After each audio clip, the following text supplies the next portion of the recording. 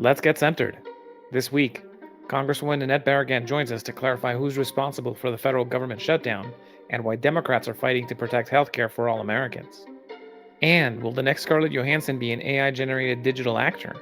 We'll hear from former Presidential Innovation Fellow Carmen Dominguez on how AI technology is changing society and what it will take to demystify it and to impose common sense safeguards. I'm Louis Miranda alongside Carl Meacham and Jeremy Murphy. We asked the hypothetical question last week to Cornell Belcher. Can Democrats win the public opinion battle in a government shutdown? Now it's here. The government shut down at 12:01 a.m. on Wednesday morning, and there's no good sense of how long it may go. If Democrats can keep the caucus unified, the ACA subsidy extension, which is, I think, what Democrats are lobbying for here, gets a lot of support. I've looked at some polls today. There's a Washington Post poll today that said that 47% of those polled blame Trump, 30% blame Democrats, and 23% are unsure. So, this is definitely, it's not cut and dry. And I think that if the shutdown drags on and these layoffs and benefit suspensions that the president is threatening, I think that could make Democrats pretty frustrated. But if they stay disciplined, emphasize the healthcare costs, and spotlight that, Trump is in control of the government, I think they can hold it. I'm going to call American Express and say I'm not paying until we agree on a minimum payment. Let's see how they respond. If only real life worked like government shutdowns. All right. So we're excited to have Representative Nanette Barragán, who represents California's 44th Congressional District in the U.S. House of Representatives. You were on the city council. You served as mayor. So you know very directly that, when we talk about policy in Washington and federal government and all that, it's not something far and away and disconnected. It has a real impact on regular people. So let's start there. How are people in your district and across the country going to feel this shutdown themselves? Well, first, of course, our federal workers in our district, we have an IRS location, certainly can feel the effects. They may be part of the reduction. When you talk to a non-federal worker, it's about, hey, what does this mean for me? It could mean anything from if they're on a food assistance program, that could be interrupted. There could be reductions. Of course, there's the issue of our military personnel. I have a Coast Guard facility in my district that will be up to Congress in the next 2 weeks to pass a bill to say, hey, they should get paid anyways. We've done that before historically. Much of what happens is also part of what the administration decides on who they're going to let continue and not continue in services. So a lot of these questions are going to be guidance from the administration, but we also know like VA regional facilities could be closed down as well. Yeah, no, it's really frustrating. And so what about the messaging? Because that's the key question then, is that on the messaging side, it's always easier for the person with the bully pulpit, the president, to win a battle of public opinion on something like a government shutdown. And the president is certainly trying to do that. He's now threatening to fire all of these government workers, which I think was always the plan. All of a sudden he knows what Project 2025 is, which he had said on the campaign. He had no idea what it was. And so how do Democrats win the messaging war on this and stay focused rather than relitigating every issue and really make the point that Republicans are in charge? Well, first of all, it takes all of us to remind people who's in charge. But it really has been a united front. This is about healthcare. And everywhere I go and everybody I talk to, it's reminding them how we got here. But this is about healthcare. Prices are too high. This administration promised to bring down prices on day one. Now, I represent the Port of Los Angeles. So we've seen increased prices. We've seen impacts on jobs. So locally, people know about that. But it's again, telling people that if you get the Affordable Care Act, if you have your health insurance and you rely on some type of assistance or subsidy, that in the next week or two, you are going to get a notice that your premium's going to go up. So for me, it's about talking to people about how it impacts them. And Democrats need to just continue to talk about that this is about healthcare. This is about saving people's premiums from skyrocketing. It's also trying to cancel the cuts that they did to Medicaid that are going to go into effect. It's all about healthcare. And that it's about American healthcare. I think that it feels like the president is sticking to his guns on this poll-tested idea that if you tell people that Democrats shut down the government because they want to give free healthcare to illegal immigrants, that it would win. That message is going to get across. J.D. Vance repeated it from the podium at the press room at the White House yesterday. What can we do to counter that lie in a way that is really firm and just call it what it is? Well, it's a lie, and they know it's a lie. Look, they know that the polling on this issue is not good for them. They know that their policies are not popular. So what do? You make something up and you hope it sticks. We have to just try to continue to tell people this is not about providing health insurance to undocumented people. There's already a law now that you don't provide Medicaid, you don't get full services for that. You don't qualify also to get the ACA tax subsidy, the credits to be able to afford insurance if you're undocumented.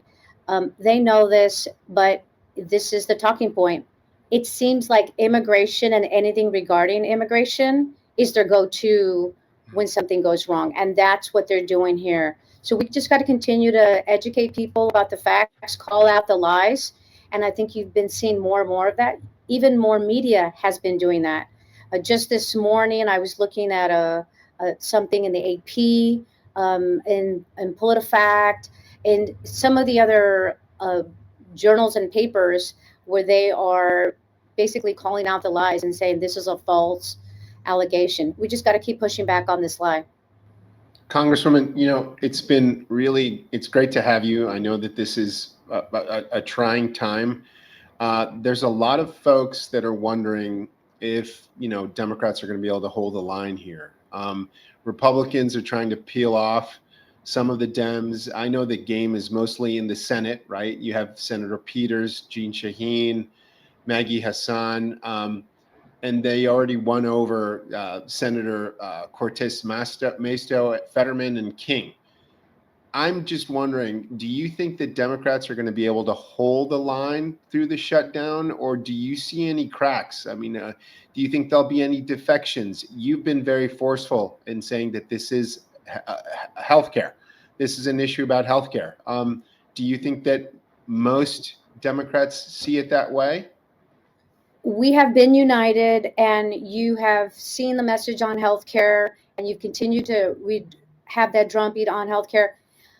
I don't know what the Senate's going to do. It's hard to tell you. I can tell you I'm in the room with House Democrats, and I know that I have been assured by those in the Senate that I have spoken to that this is the fight over healthcare that Americans need and want, because they can't afford for something else to go more expensive and not being able to afford their ability to see a doctor or to go to a hospital or worried about the medical debt. So it is my hope that continuing to talk to constituents about their health care will just kind of reinforce that this is a fight that is worth staying in for, because the American people and our constituents want health care.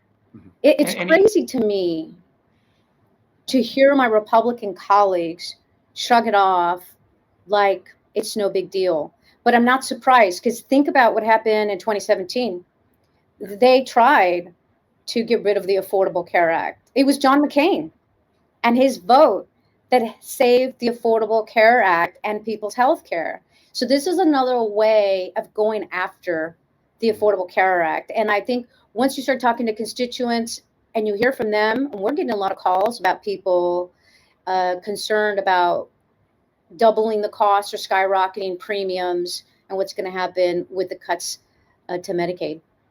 And it's really important to reiterate, up to 21 million people between losses of Medicaid or because they lose the tax credits and can no longer afford the Affordable Care Act, could lose their health care coverage because of the big, beautiful bill. That's what this fight is about, is to reverse that. And so how long do you think the fight could go? I mean, the last time this happened a few years ago during the first Trump administration, it went for 35 days. The Congressional Budget Office estimated about a $3 billion loss in GDP. What do you think the length of this one could go?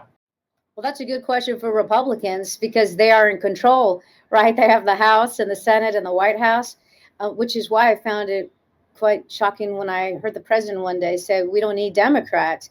They don't even want to have conversations. It feels at least that they are just saying, we'll do everything we can without you. And then just shift and try to lie to, rather lie to try to shift some of the blame. So it is anybody's guess on how long before Republicans come to the table and say, hey, we are willing to listen and negotiate something to save healthcare for the American people. I mean, the president's making these threats to lay off folks and to suspend benefits. Do you think that that's going to have an effect, that it's going to weaken Democrats' resolve, or is it going to strengthen it? Well, this is what the president does, is make everything as painful as possible. And you remember, they've already did mass firings. We've seen the chaos. They've had to go rehire people. Agencies haven't been able to function. So it feels like we've been here before and we've seen the result, which has not been a good one. We believe that the protections for federal workers are still in place. And just because there is a shutdown, you don't have any new authority to say, oh, now I can fire people that I couldn't fire when the government was open. So I think you will continue to see us talk about that. And, we've been down this road before. Look, nobody wants a shutdown. Democrats are showing up. We are ready and able and want to negotiate something on healthcare. You're obviously at work. Did Republicans in the House show up?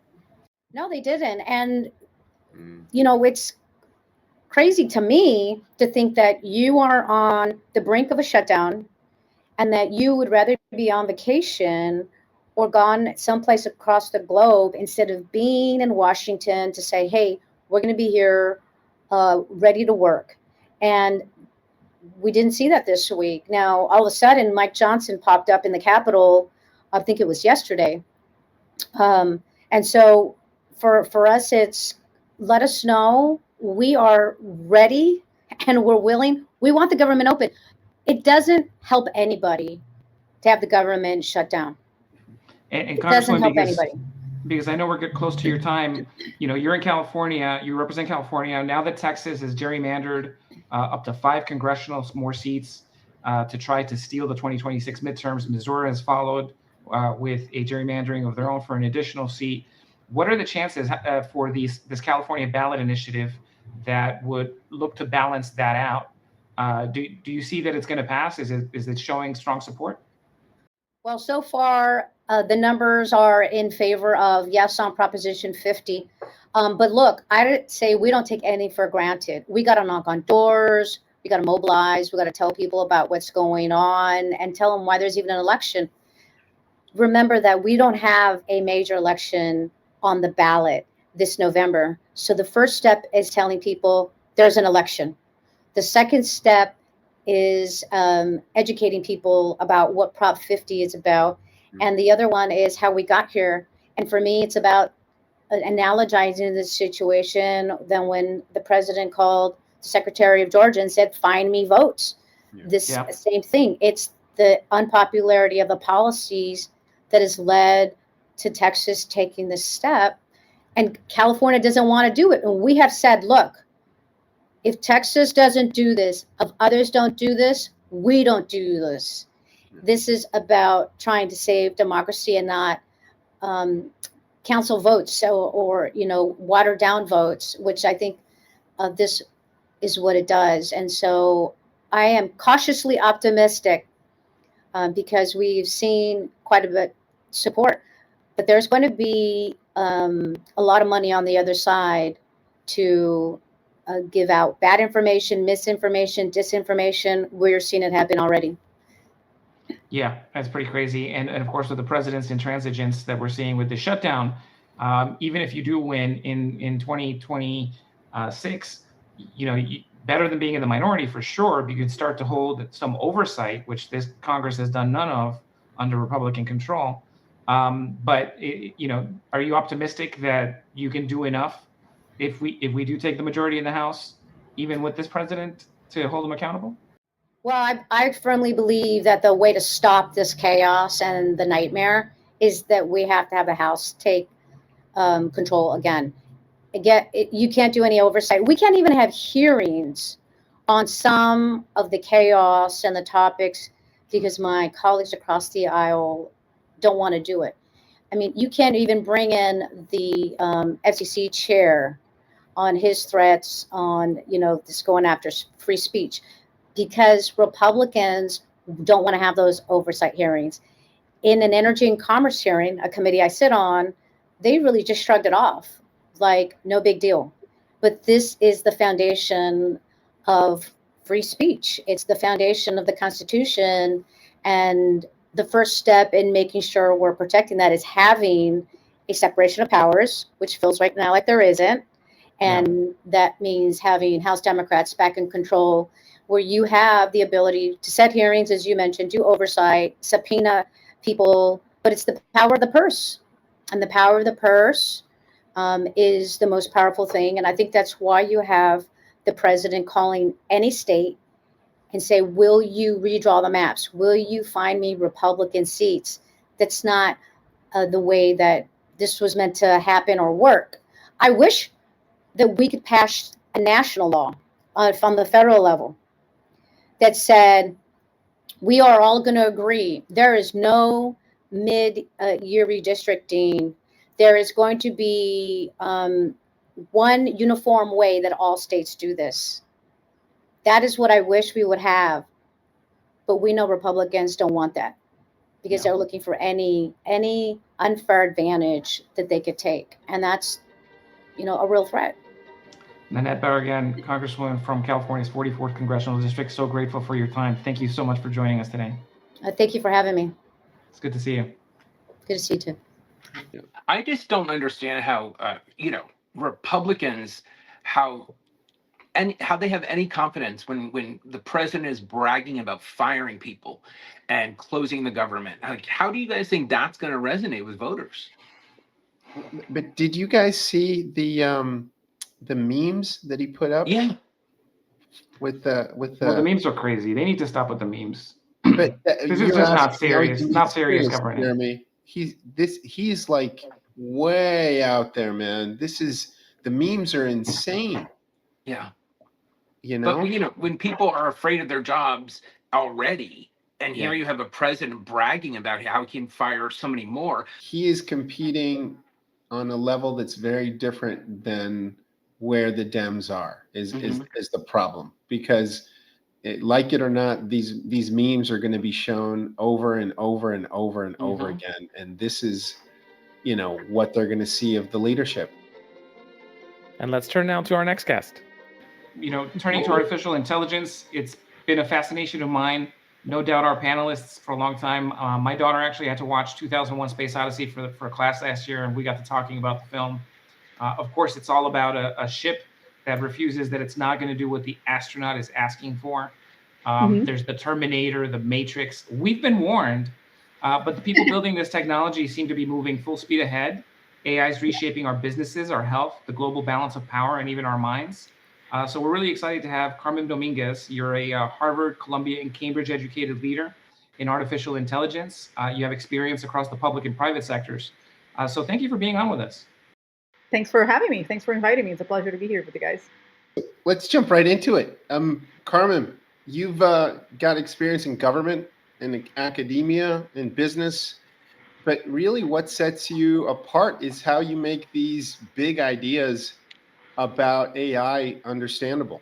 For people listening who aren't deep into tech, right? AI is basically machines learning patterns and generating things like texts or images, and cognition just means how we think and process that information. So in plain English, I have some questions for you here. How is AI already reshaping the way we think and interact, and what risks do you think that poses for us as a society? Hmm. Where to start, right?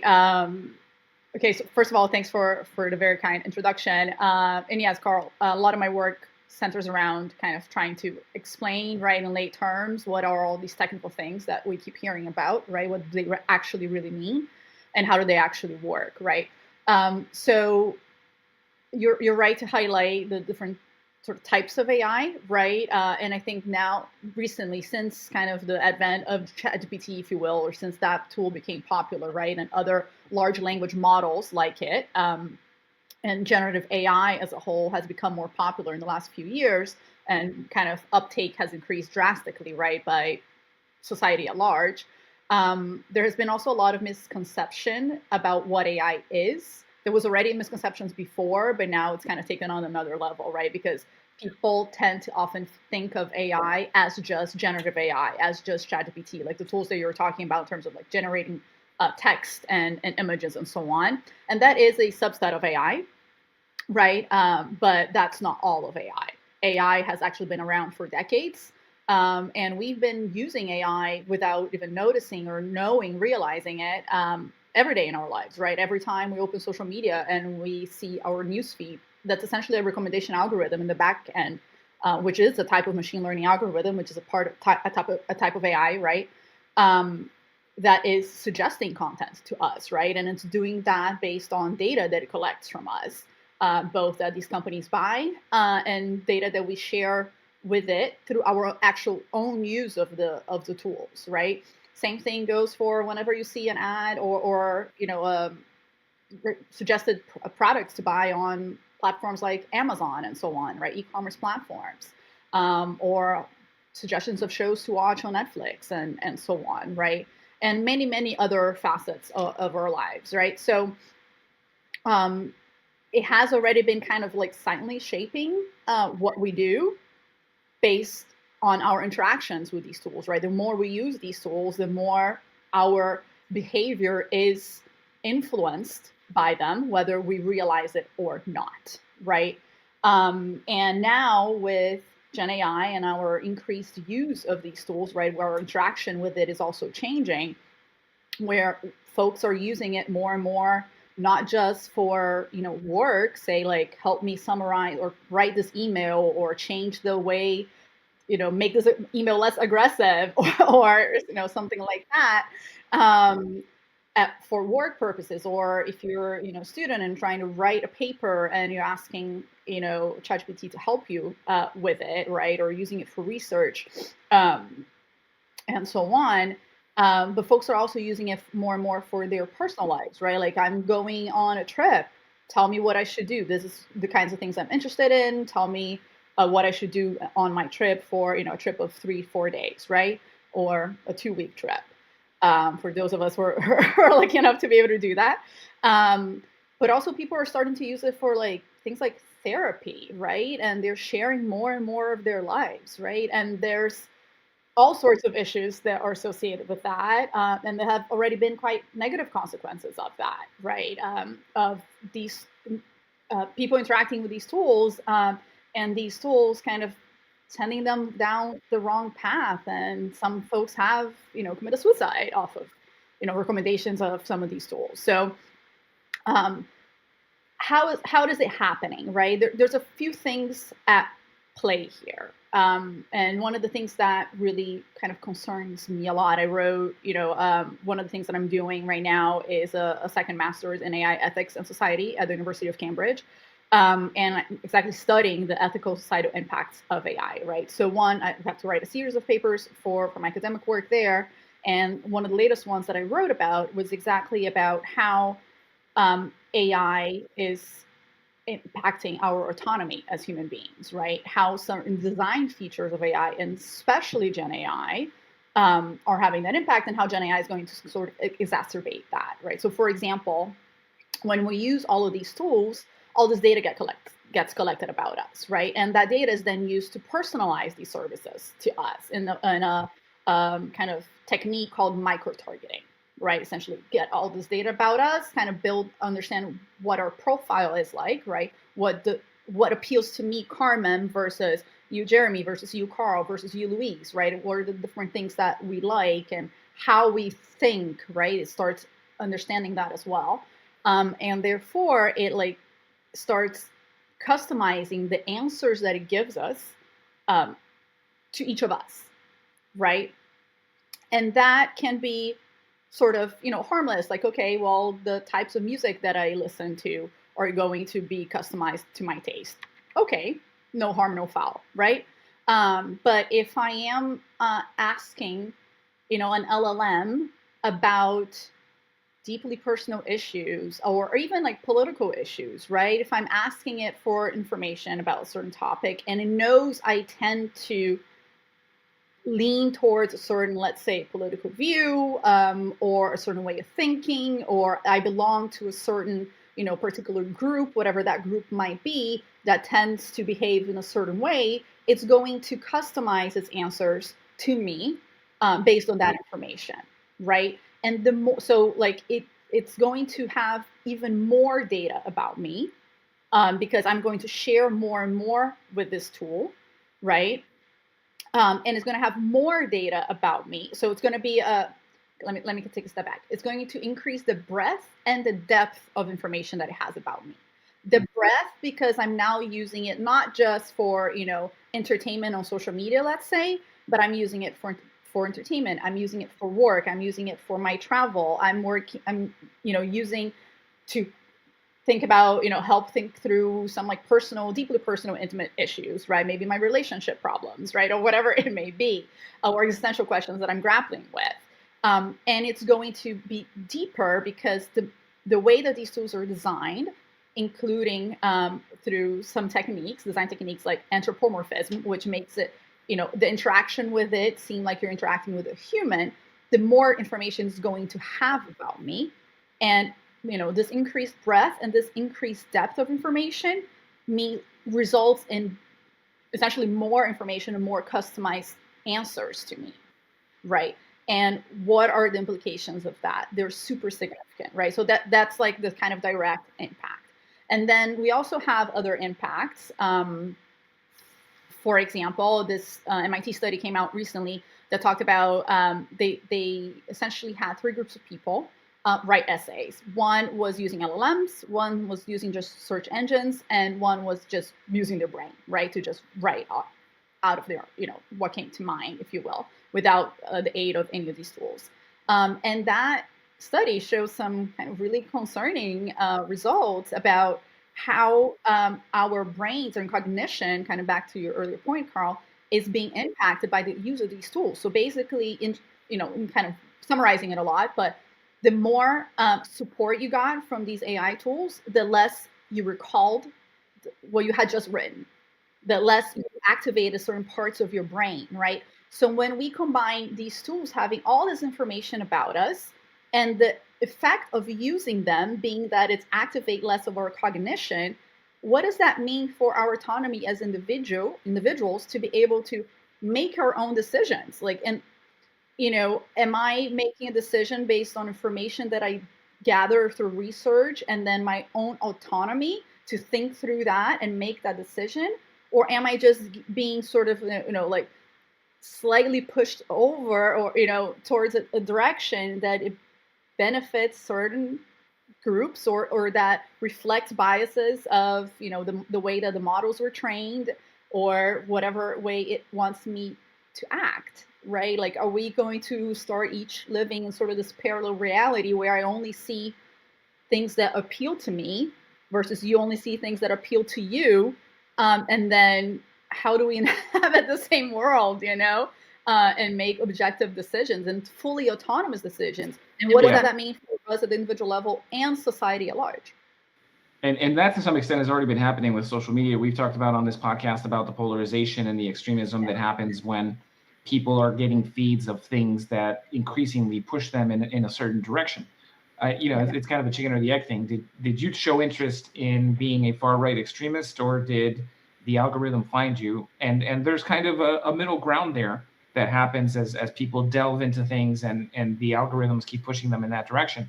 But the other part of this is also just all of the professions that are starting to be at risk already. Before AI took the leap that it took. PricewaterhouseCoopers was predicting that 35-40% of jobs would disappear. This is talking about 2019 or so. They published a report expecting that over the next decade, about 35% of jobs would be lost. And that was before Gen AI really got to the level that it's gotten now. So in terms of industry disruption and on the policy side, do you see that governments are doing enough to adapt workforces for what's coming? So one of the things that I did when I was at the White House was lead AI training for the federal workforce.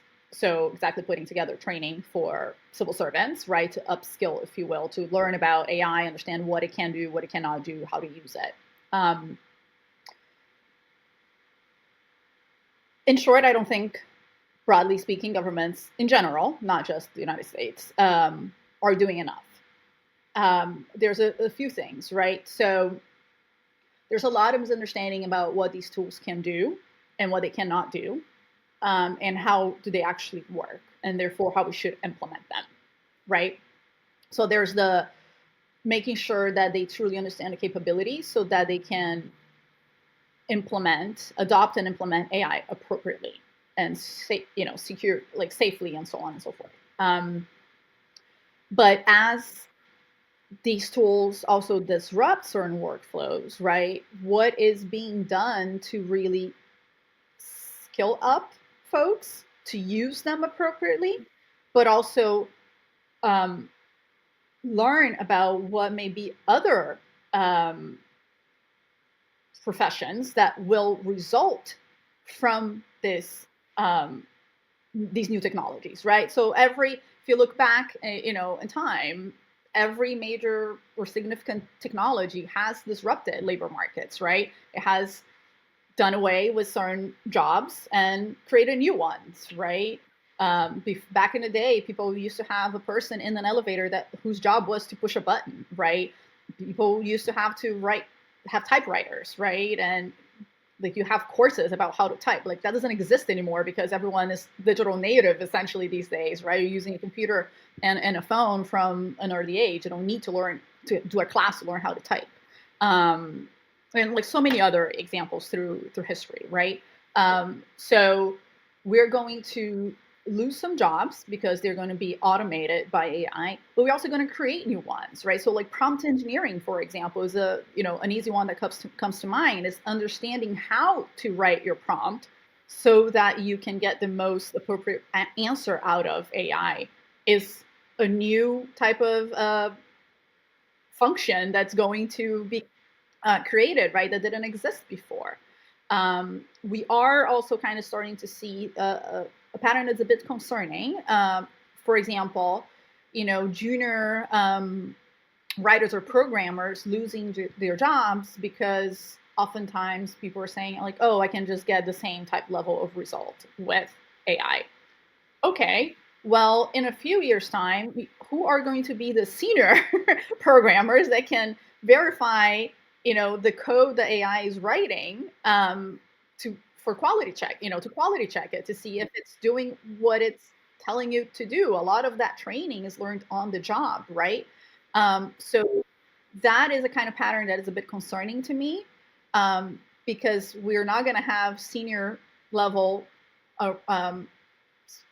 workforce in the future if we don't have junior one being trained up today. Well, one of the industries we teased the episode with the idea that Scarlett Johansson, the new Scarlett Johansson, may be AI. So let me turn it over to Jeremy for that. Well, as a whole, I think actors and writers missed the boat on this. The genie's been out for a while. And as Carmen said, we've known about this for so long. And every time actors and writers strike, it's about residuals, it's about day rates, it's about royalties. And AI's never been at the top. And now here we are. And they're like, oh, shit, we got to fight this. And, I think that genie's out of the bottle. I think it's probably too late.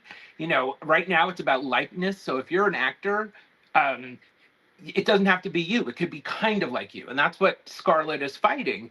But, Yeah. Unless they come together, like the music industry came together and got rid of Napster, right? Unless actors and writers and the people who turn the wheels of Hollywood get together and stop this, it's going to fundamentally change Hollywood and the way content is made. And there's two different pieces there, which is when Scarlett Johansson is fighting, just to clarify, that her voice was used in an app without her permission. Right. That makes it sound like it's her. But there's also now a company that created a virtual actor, and she's being touted by its creator, essentially to try to get an agent to sign on. So what about that public opinion side and that side of, fighting that, like, okay, as the general public, we shouldn't want an AI actor. We should want a real Scarlett Johansson. How do we make that case? Easy questions here today, right? I think it's about striking. I think it's about everybody getting together. The problem is when writers and actors strike, Hollywood shuts down. Studios love strikes because they use force majeure to get out of all the contracts they have and get out of all the lousy deals they did with writers and actors. They make money on strikes. The problem is if actors and writers strike, it's going to get the studios to do this AI faster because they need content. Yeah, but let me ask a question on the Scarlett Johansson side, because you know what it reminds me of is that movie Her, Yeah, with absolutely. Joaquin Phoenix, right? And so Which there's is her, right? Which is actually, Yeah. she's the actress in it. That's she's it, right? And Oh, is that Luis, Scarlett Johansson? Yeah. Of this, And- the and very Luis- beginning. This was like 2015 or something. That's right.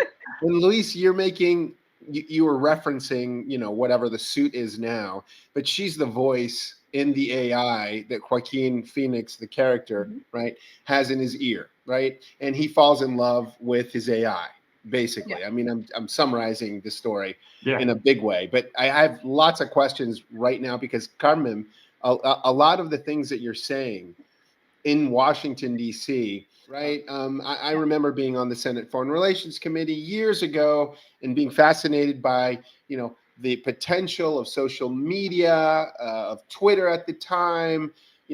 Clay Shirky was big, on sort of this use of social media to promote democracy, right? Mhm. And what you learned at the time was that, it's a double-edged sword, right? That it can help promote democracy. On the other hand, it can, really undercut it if you do it the right way. And, you have examples around the world of folks using it from Chavez to Putin in a very negative way. So I guess the question that I would have for you is basically, you wrote the AI policy here in DC, the AI action plan. Can you tell us a little bit about how AI policy, where it is now in DC? And Okay, so lots to kind Yeah. of through there. So let me kind of start reacting a little bit to the comments around her and Scarlett Johansson, and then Yeah. I'll kind of get back to the question, Carl, Sure. if that's okay. So I remember back when the Screen Actors Guild was striking last year, the year before. There was a component of AI in there, of them not wanting, to make sure that studios couldn't use their voices or likeness and so on in perpetuity and things like that. I wasn't following that piece closely, but I think they managed to make some, inroads on that. I don't know how successful they were at the end of the day. But I just remembered recently I saw one of the Nordic countries, I think it was Norway, but I could be misspeaking here, actually passed a law or had a law, to be voted upon to essentially make every citizens protect them from essentially AI fakes, right, or deep fakes and so on, to say that everyone's likeness and their voices and their biometrics and things like that are their own and cannot be taken over by other companies or by companies and used without their approval and so on. So kind of tying that back a little bit to policy, I would love to see every country doing something like that, right? Because then we kind of take care of not just the actors' problem or the potential risk to actors, but anyone, right? Because if they are doing this to any of us, whether we're famous or actors or not, right? That's already a risk to our, again, our autonomy, right? Our sense of like being us humans, right? I don't want somebody, I'm not an actress, but like, I don't want some company to create a sort of, avatar that looks like me, right? Without my authorization. Yeah. And right now, I don't know that there's a ton of protections. Well, I for always say studios are businesses. They're not creating this Absolutely. content for the love of humanity. They are businesses, and they're going to look for the least expensive route. And if that Right. means it's getting out the talent and creating your own on a computer, they're going to do it. And they're already Yeah. doing that, not just studios, right? But companies as a whole. I think it was Vogue magazine had their first AI models in a recent issue, right? They're already AI influencers. They're like social media influencers. They're just actually avatars. They're not real people, right? I wouldn't want to follow them, but they're already here. So it's not the studios. Does that the raises- avatar come with food? Because even in the AR universe, they need to eat. They don't eat. They don't eat. It comes with you AI food. Save on that. Jeremy, it comes Right? with AI food. There's AI food coming too. You got to be kidding me. There's gotta be. But Carmen, this is Wait, but I want the other answers So too, many Carmen. things here. Talk Yeah, to go me ahead, about go the ahead. other stuff too. I mean, the ability that people have here in DC, and again, Yeah. you were drafting this AI policy Yeah, at the White House. So, like, So let me get where back are to that. we? Yeah. Yes. So a couple of things. So just to clarify, I don't want to claim credit that I don't have. So I was in the team at the White House that it's called the Office of the Federal CIO. We issue essentially guidance and policy around AI for the U.S. government. So my team was in charge of doing oversight and implementation of the Biden executive order when that was in place, right? And when Trump, after inauguration, within that first week, he rescinded the Biden executive order on AI, replaced it with another one, and called upon essentially my team to rewrite 2 memos that we had put in place around AI, which was M2410 and 2418 at the time, which is basically essentially providing guidance for how U.S. agencies, so government agencies and departments, can and cannot use AI. That was 2410, and then 2418 was around AI procurement for the federal government. So, I was there during the transition, and I helped the team, advise a senior AI technical advisor on how to kind of do that rewrite, right? And what we managed to keep from the previous version, some things changed, and so on. So I was not involved directly in the writing up of the current AI action plan that was issued July 31st, if I'm not mistaken. I was in July, I had already left the White House by then. So I don't want to, kind of claim credit. I'm sure you miss it. Just want to clarify. Yeah. So where are we? So I think the plan has a number of kind of things that are in the general right direction. But it does have a couple things that there's inconsistencies between what's written in the plan and the rhetoric around it there, and rhetoric in other places as well, with some of the actual policies that are being implemented. So one of the biggest ones, the plan talks around about national security and ensuring that, kind of the big thing of the plan is ensuring U.S. dominance and leadership at a global scale, right? Both economically and then national security as well, ensuring the national security of the United States, which great, right? We definitely want to ensure the national security of our country.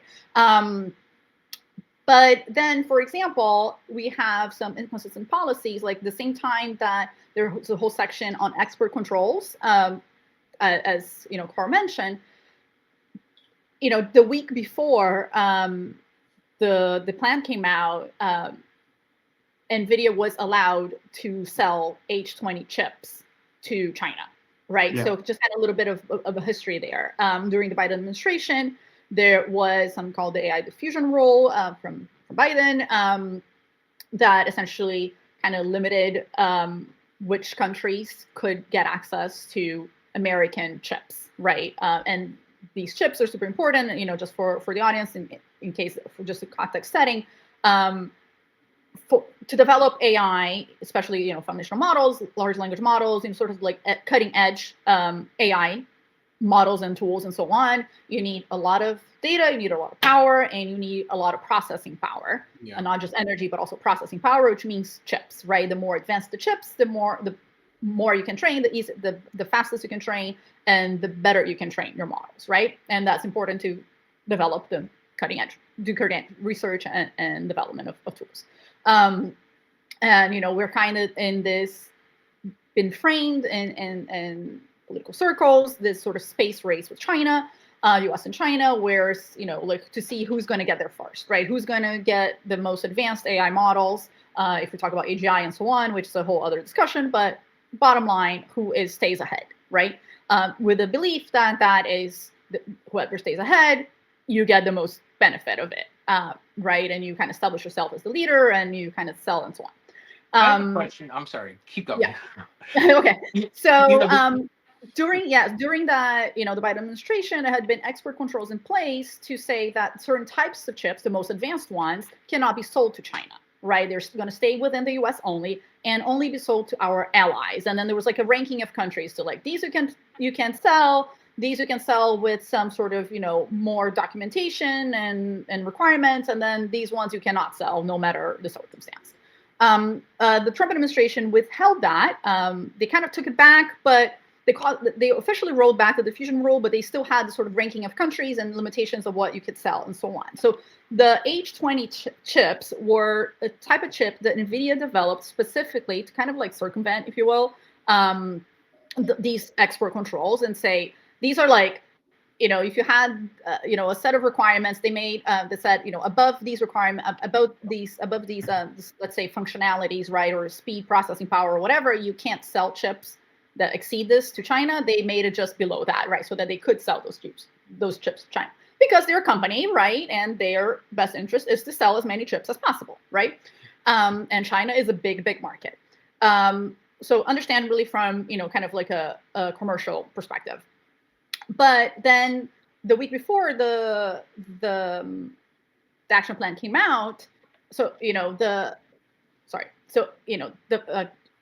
developed the H20s, but then the Biden administration was like, no, still can't sell the H20s. They're too powerful, right? They're just enough, like can't sell that. The Trump administration kept that through the first 6 months or 5 months of it. And then the week before, they said, actually, you can go ahead and sell H20s to China. And now NVIDIA is talking about selling not only H20s, but also even more advanced chips to China. So what's the issue here, right? Some of the argument that they use is that, well, because by selling H20s, we're going to keep China from developing their own super advanced chips, which to me is just like a logical fallacy, right? It's like China has been working hard to develop their own more advanced chips, right? That would eventually overtake, if you will, the NVIDIA ones, right? Or compete head to head with the NVIDIA ones. They're not capable of producing them right now, as far as we know. So I just don't see that logic, right? You're saying that if we sell them this more advanced chip now, they're going to stop trying to produce more advanced chips? Commercially, the other side of it. Right?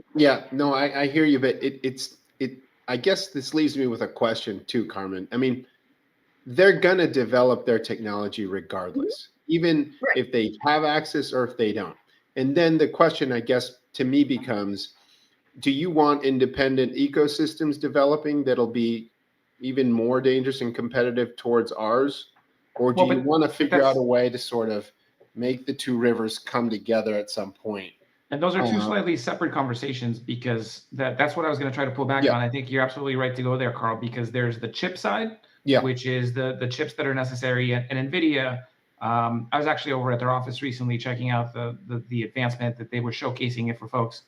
And it's pretty impressive how much the chips are getting bigger and more powerful in the work that they're doing to build in the cooling systems that are necessary. Of course, there's also a water cost, because the cost of water is starting to rise in places that are close to data centers, because they take up so much power and they need so much cooling. The cost of power itself as well, the cost of energy itself. Yeah. That's So right. that's all going up. But so there's the chip side of it, which is the more powerful chips, but then there's the back end of how people actually use AI. And I think one of the things that gets lost is that, just a handful of companies control 80, 90% of what AI does. So it doesn't really matter which tool you're using. The back end it's probably communicating with one of the big ones that you've heard about, whether it's, the ChatGPT or one of the other big ones, Microsoft. They're all Gemini.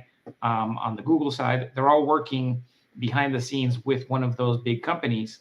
Whereas in China, DeepSeek is essentially an open source kind of dynamic where people can, plug and play and be innovative and develop that. But that's part of their geopolitical strategy, right? So the U.S. has taken the strategy, implicit or explicit, of we're going to keep our models, right, not open source, right, and protect them. I mean, some companies have done, like, Meta has done Llama, which is open source, and so on. But essentially, we're going to push American technology sort of full stack, right? One of the executive orders has been exactly about that, to help push a full stack AI pipeline abroad, right? So companies now have to come up with plans to kind of essentially pitch this. On the one hand, it's okay. If you look at most countries in the world, they use Microsoft, right? They use American companies, both at the private and public sectors, right? Microsoft has presence in China, right? I don't know what the Chinese government is using for their, email writing and all of that, but I'm sure they're using some of that technology as well. China has taken a different approach. Their strategy, and they have, if you look back at their 2017 national AI strategy, there's a lot of things there. But their approach has been open source. Let's produce open source and let's infiltrate ourselves in a way globally like that, through open source, because the way, even if it's open source, it's our models that are being developed and sort of built upon by other, folks in other nations, right? So that has been the model of influence that they have chosen, right? And China is very much vying for bigger roles in sort of global governance structures and so on, right? They want a bigger role in these governance bodies they're establishing themselves, right? Whether it's like UN or just kind of these fora internationally, they're debating the kind of governance of AI. China is trying to become a bigger player in that and exert their influence that way, right? And as the geopolitics are changing and the influence of the U.S. is kind of waning in some other countries abroad, China is coming in. China's coming in hot into Africa. China's coming in hot into Latin America, and the sort of Belt and Road strategy that they have, which is they come in, they provide all this infrastructure, right? Sort of no strings attached, quote unquote, right? Which to a lot of countries is a better trade-off than to accept, whether it's investments or donations or whatever it might be from the US and its allies that might come with quote unquote strings attached. I just don't feel like you can keep it separated, into the future. I think, I look at this discussion like I look at, dealing with weapons and armaments. And bear with me for 2 seconds here. We sell planes and tanks and equipment, and Luis knows about this stuff too because he was in Homeland Security, so he understands, I think, where I'm going with this. A lot of the cost is maintenance costs, and that way we also know what countries have and what they don't have, because we have these massive maintenance contracts with countries that we sell weapons to. It looks to me that a lot of these components, if we're the ones selling the components and we're the ones making the deals with other countries, it's like a way that we can also keep up with what they're doing, because we're the producers, but also we're the maintenance of a lot of this new technology. That's the new challenge, because the Chinese, regardless, in whichever scenario you think of it, they're going to develop their own stuff. Yeah. Period. And their strategy has not usually been develop their own stuff from scratch, right? Their strategy has usually been invite others to produce things there from abroad, and then copy that or replicate that and build upon that, right? Yeah. It was not the first one with electric cars. Now BYD is like everywhere. That's right. Across the world. I just came back from Europe and I saw, you know, I guess not factories, but what is it called? Like the place where they sell all the cars. Oh my God. Yeah, dealerships. Like dealerships. Like BYD dealerships everywhere. You don't see them in the US, but you see them abroad, right? Maybe more so than you're seeing Teslas and so on, or other American companies. For sure. The government can't even keep the lights on. What hope do Americans have that AI is not going to steal their job? And, you know, people are scared. I have friends who are lawyers, accountants, they work in finance, and these AI models and systems can do their job. And so the government, we would hope, would protect us, would do stuff to like keep Americans at work. What hope do they have that the government can govern this? I would take a step back and say, I don't think the AI can do their job. Okay. If they are, you know, lawyers and so on. And I think AI can do parts of their job, I think they can use AI to do parts of their jobs better or more easily or faster, right? But I don't see us saying, well, I don't need a lawyer anymore because I just going to use AI. There's, you know, a case recently where a lawyer used AI to write this petition or whatever type of document it was. I'm not a legal expert, but essentially he was citing cases that didn't exist, that the AI hallucinated, right? And cited contents that legal court cases that didn't exist. And I see the AI doing that all the time. And like, you know, when we're doing research, it says like, oh yeah, according to this, you know, academic from this is a paper that says X, Y, and Z, and then you go click on the link and that link doesn't exist because that paper was never written. And that conclusion was never, you know, reached.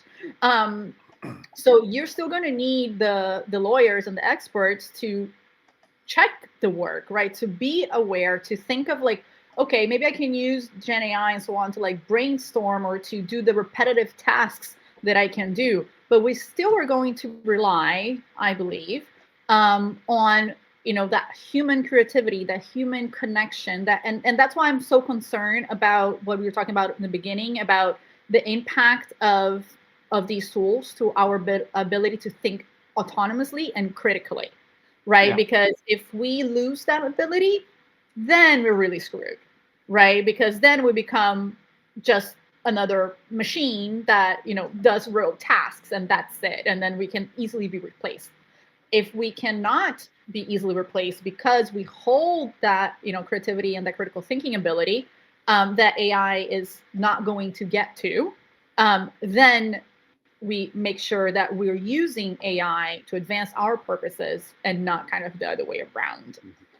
So I would say, you know, for folks who are concerned and so on, I'd say like learn about AI, learn how to use it, learn how not to use it, and kind of think of, you know, human plus AI and not AI instead of human. I wouldn't choose, you know, an AI tool over a human with an AI tool. Carmen, again, thank you so much for your time. Thank you, guys. We will definitely have you back, especially because we're going to need to do a deep dive on also that they're trying to survive. Right now, they've done testing that shows that the AI models, if they're threatened or know that they're going to be shut down, they go as far as trying to blackmail, in 90% of cases, executives to try to keep themselves from being shut down or upgraded or changed. Yeah, so, and then there's also there's research going to be a lot more to talk about. Yeah, and there's actually also research coming out, kind of to your point, Jeremy, a bit, that's showing that 95% of these like pilot projects of Gen AI across companies are not panning out. They're essentially being, you know, tossed in the garbage because the ROI for them is just not there. And part of that is because they are just employing tools without really understanding their capabilities or how to use them, or thinking that they're going to replace humans, but then humans end up having to like double check the output and then wasting more time anyway. So we got to figure out how to use it properly. Very crazy. Thank you so much. Thank you, guys. Bye. Thank you. Bye.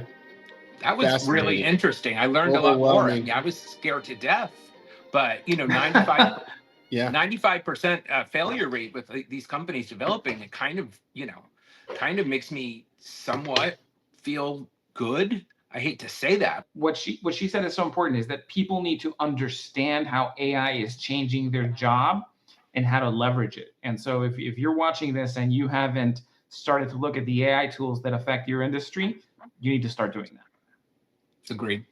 I think So- that's really good advice. And we'll be back next week. Thank you for your support.